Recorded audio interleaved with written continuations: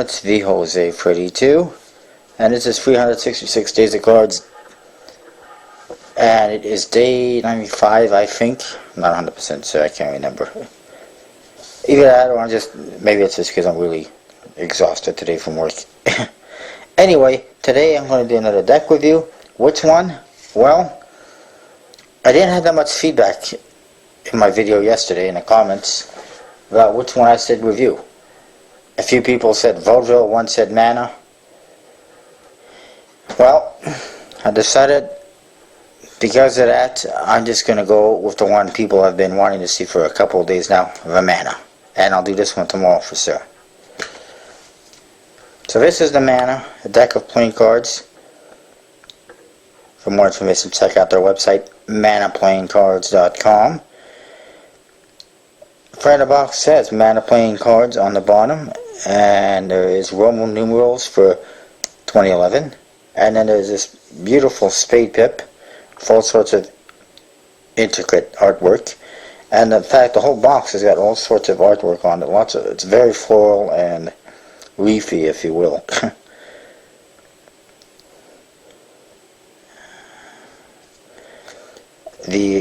On the one side it says Ericus Infinis, U.S. Playing Card Company. On the other side, Mana Playing Cards, and there's some artwork on both sides as well. And it's very metallic, as you can see. At the top it says Mana Playing Cards, at least that's what it looks like, because they got a Mana, and then the other side they got a DS for cards. And it's got a black USPC seal. On the bottom it says V1, the Oracle Edition, designed by Esses Campana and co-production with Cutting Edge, and then Roman numerals for 2011. And in the back, again you see there's a black seal, which probably would have been better without. And then there's the back design. Very floral again. A lot of details, a lot of nice artwork. And then you got these black circles, and then one here in the middle. The one in the middle, I don't know if you can tell.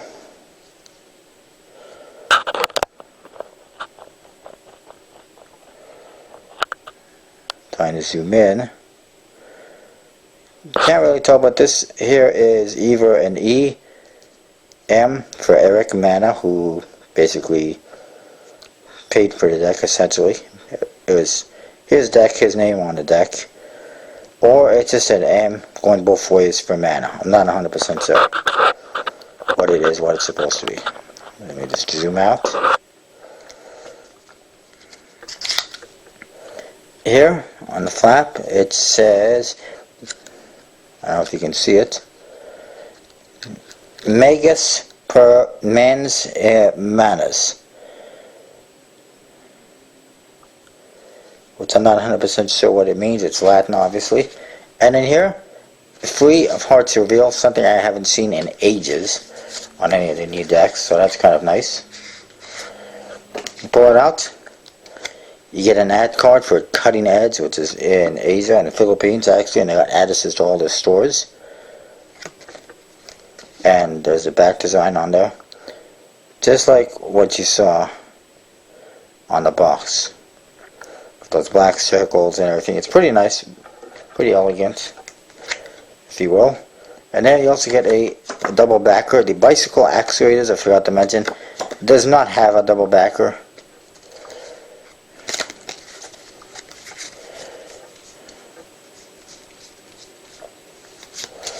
Let me just pull out some of the important cards to start off with.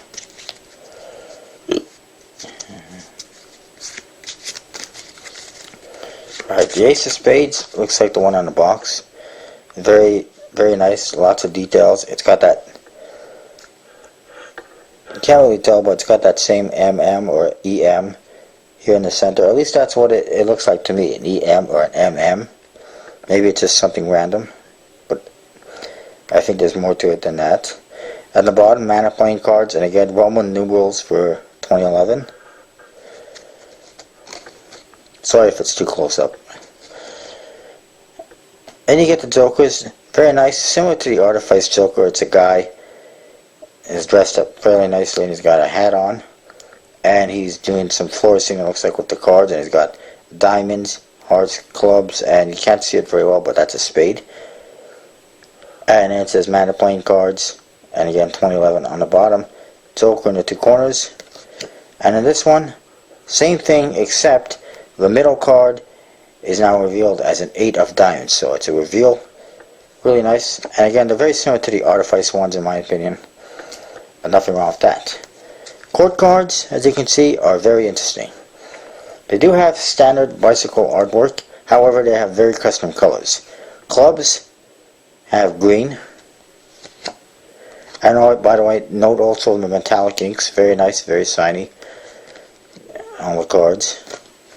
The clubs have green, as you can see. Hearts have red.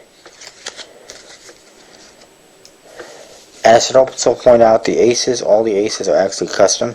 Just like this one, there's basically a standard, except they put this artwork around it. And they're all like that.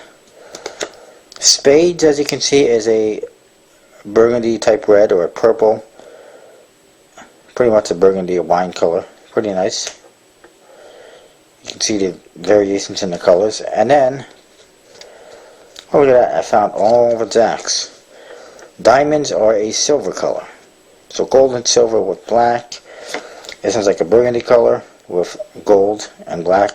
Red with gold and black, and green with gold and black. These colors on the court cards really pop in my opinion. It looks really nice. I like it.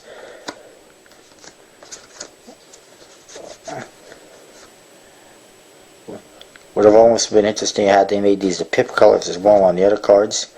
Green clubs, maroon or burgundy colored spades, silver colored diamonds, and red colored hearts. But they didn't do that, but that's nice. I like that variation. I really like that because, as I said, they really pop. Especially the greens, and they just look nice. And it's better than just having the same old, same old. At the same time, there's nothing wrong with having standard bicycles. As you can see, the cards hand are really nice. They got a nice cut in them. They're apparently a traditional cut, for those of you into Pharaoh shuffles. There's another ace for you.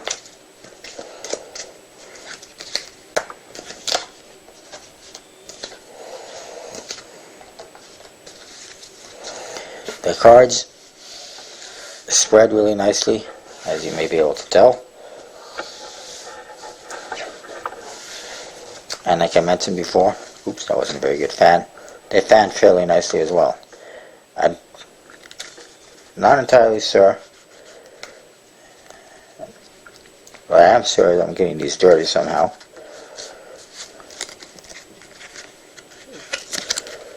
Anyway, I'm not entirely sure if they used the magic finish or not. I think they did, but I'm not entirely sure. What I do know is that it has really nice stock, really nice finish. It does say Eric Custom on the box, but most of the time when it is magic finish, it says Eric Custom, so it's hard to say. But they do have a nice finish, and the stock is nice.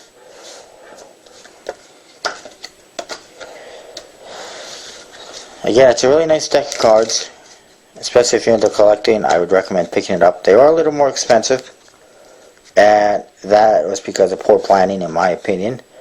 These were printed in the States by the USPC. Then they were shipped out all the way to the Philippines, and then these ones, like I got from the one at Jack, ended up getting shipped all the way back to the United States, and then they had to be shipped from there to me and everyone else who bought them. So kind of ridiculous. They should have had, and maybe they will next time, they should have had somebody in the States to deal with